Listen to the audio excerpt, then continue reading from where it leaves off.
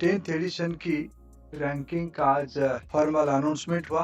भारत में जितने education institution है ये सभी अभी रैंकिंग में आना शुरू किए हैं। जिन पार्टिसिपेंट्स को जिन्होंने NIRF की रैंकिंग में पार्टिसिपेट किए, मैं उन सबको शुभेच्छा देता हूं, और जिनको आज उस रैंकिंग प्रोसेस में रिकॉग्निशन मिली उनको भी हम आज बधाई देते हैं। आने वाले 22 साल में विकसित भारत की लक्ष्य की ओर हम लोग धीरे धीरे आगे बढ़ रहे हैं।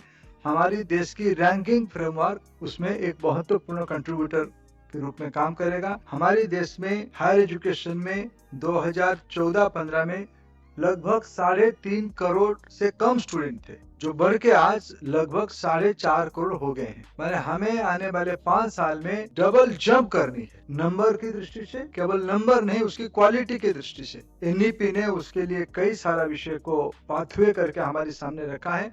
हमारी इच्छा है और हमारी सुझाव रहेगा कि NBA हो, NAC हो या NIRF हो या अन्य कुछ अनुमति के लिए UGC कई सारा विषय में हमारी यूनिवर्सिटियों को स्वतंत्रता देने के लिए कहा है, और हम हायर एजुकेशन कमीशन की जब पूरा प्रारूप फाइनलिटी की ओर हम बढ़ रहे हैं उस समय में हम और स्वतंत्रता देंगे, लेकिन उसमें एक शर्त लगेगी, उसमें से डाटा ट्रांसपेरेंसी भी चाहिए। एक बात प्रधानमंत्री जी ने बड़ी स्पष्टता के साथ कही है 15 अगस्त में कि हमें हमारे देश को आत्मनिर्भर बनानी है। 100 साल पहले हम स्वराज्य के लिए लड़े थे, अभी समृद्धि के लिए काम करना पड़ेगा। ये समृद्धि के ज्ञान शिक्षण संस्थान में, एजुकेशन इंस्टीट्यूशंस में हमें विकसित भारत के लक्ष्य को आगे ले जाना है। हम अपने नेशनल प्रायोरिटी के आधार पे ही काम करना पड़ेगा। हमारी देश की नई पीढ़ी को हम नई दुनिया से वंचित नहीं कर सकते। आने वाले 1-2 साल में, शायद 1-2 साल लगेगा, 1-2 साल के अंदर हम नया रैंकिंग अप्रोच, नया कल्चर के साथ हम आए। अनेक शुभेच्छा।